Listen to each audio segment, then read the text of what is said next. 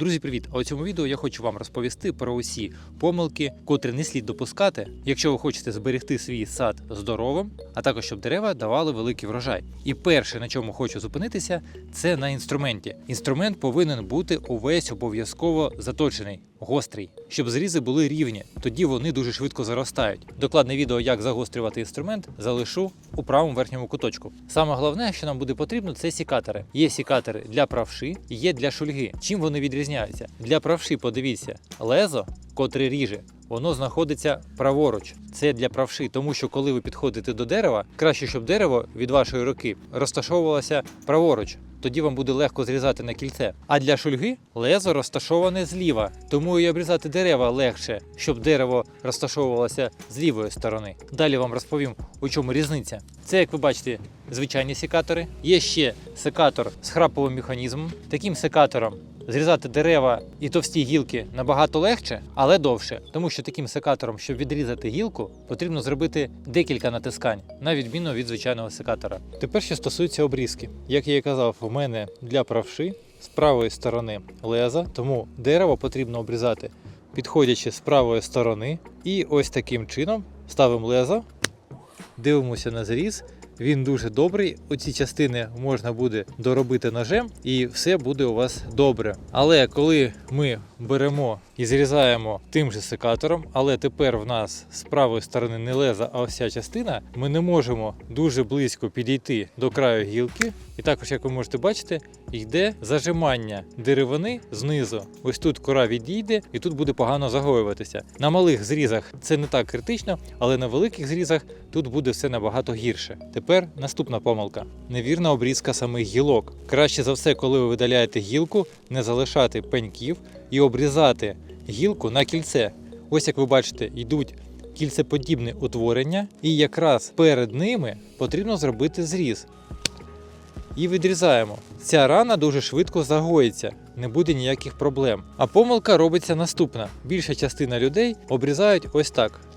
Обрізали, залишили пеньок, він висихає, сік сюди вже не йде, тому що тут немає бруньок. Ця деревина починає гнити, у цій деревині швидко заводяться шкідники, тому що рана тут також не буде загоюватися. А зі шкідниками прийдуть і хвороби, потім вони будуть проникати у стовбур, і дерево поступово буде хворіти, і в кінці кінців, в гірших випадках, може загинути. Тому ми обрізаємо тільки на кільце. І головне, дивимось, щоб зріз був якомога менше. Наприклад, тут краще за все зрізати паралельно.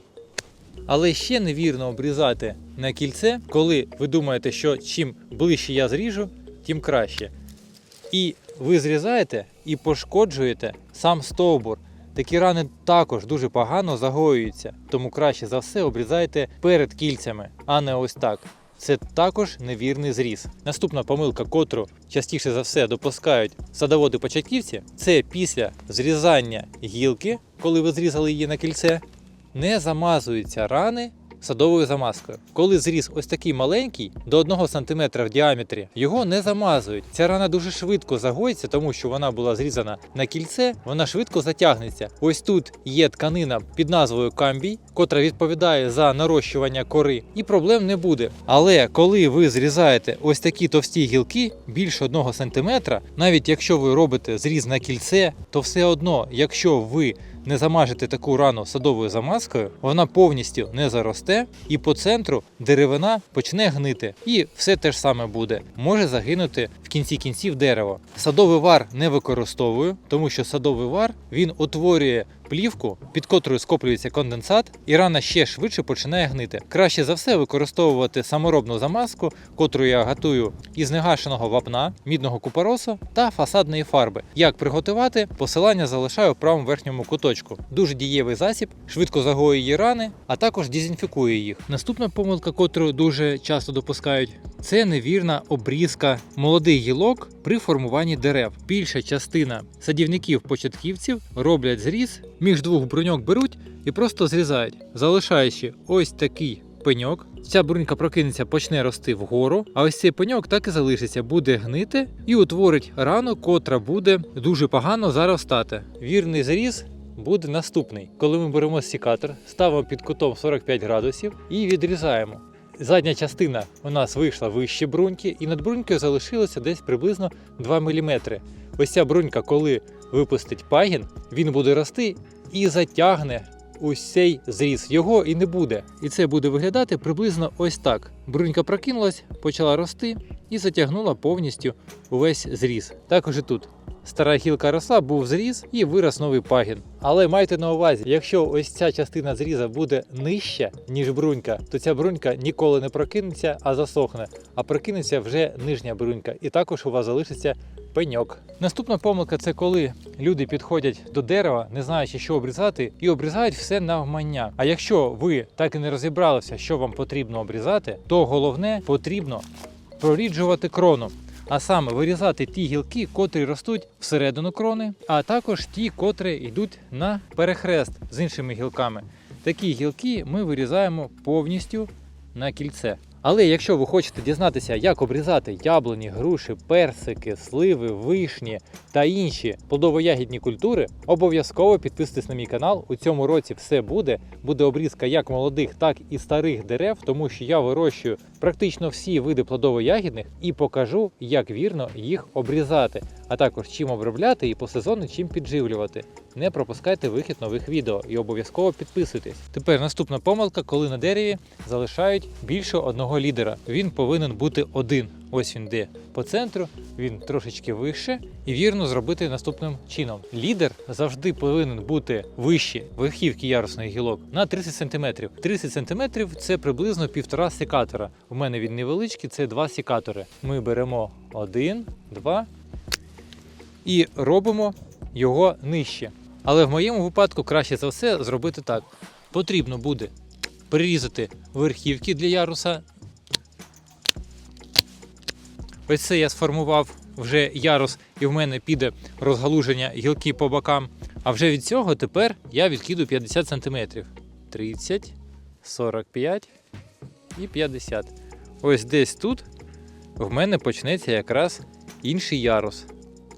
Також садівники-початківці помилково вважають, що тільки обрізкою можна змусити дерево швидко плодоносити. А особливо ті садівники, котрі дерева обрізати не вміють, то так дерево ви не змусите швидко плодоносити, а тільки не робите йому шкоди. Тому краще за все, якщо ви не вмієте обрізати дерева, а дерева ваші ще молоді, то краще гілки розгинати. Потрібно виготовити ось такі пристосування, коли дерево росте більш горизонтально, хоча б буде гілка відігнута на 60 градусів від лідера, то вона швидко обросте плодовими бруньками і почне плодоносити. Якщо у цьому році ви розігнете ваше дерево, то вже наступного року ви отримаєте врожай. Це все робиться дуже просто.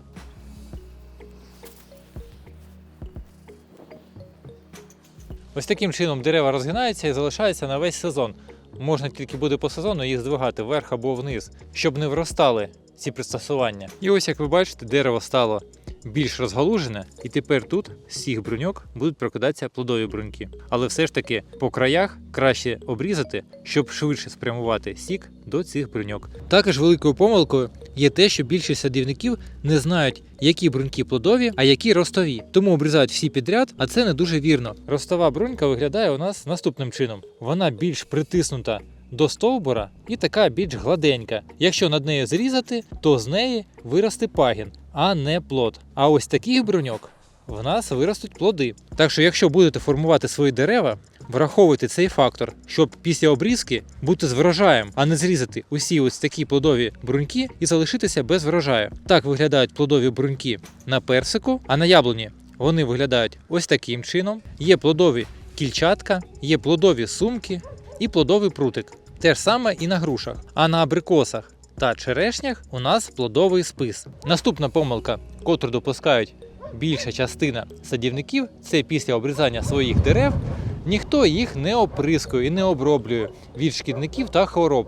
А потрібно оприскати ваші дерева бордовською сумішю, щоб знищити до 90% збудників хвороб та шкідників. А також до розпускання бруньок це захистить ваше дерево від сонячних опіків. Ну а потім потрібно штамп і скелетні гілки на деревах побілити. І тут також допускають помилку садівники-початківці. Вони білять тільки штамп. Це від землі до перших гілок. А потрібно білити увесь штамп, також скелетні гілки, котрі розходяться до тих частин, докуди ви зможете дотягнутися. Таким чином ви захистите своє дерево, по-перше, від сонячних опіків, котрі дуже можуть нашкодити вашим деревам, особливо весною. Я готую побілку самостійно. Вона ще в мене виступає як і садова замазка для великих зрізів на дереві. Для цього я використовую негашене вапно, мідний купорос та фасадну фарбу. Докладне відео, як я вам вже і казав, залишаю у правому верхньому куточку у підказках, як приготувати. Ну і також розпочати обрізання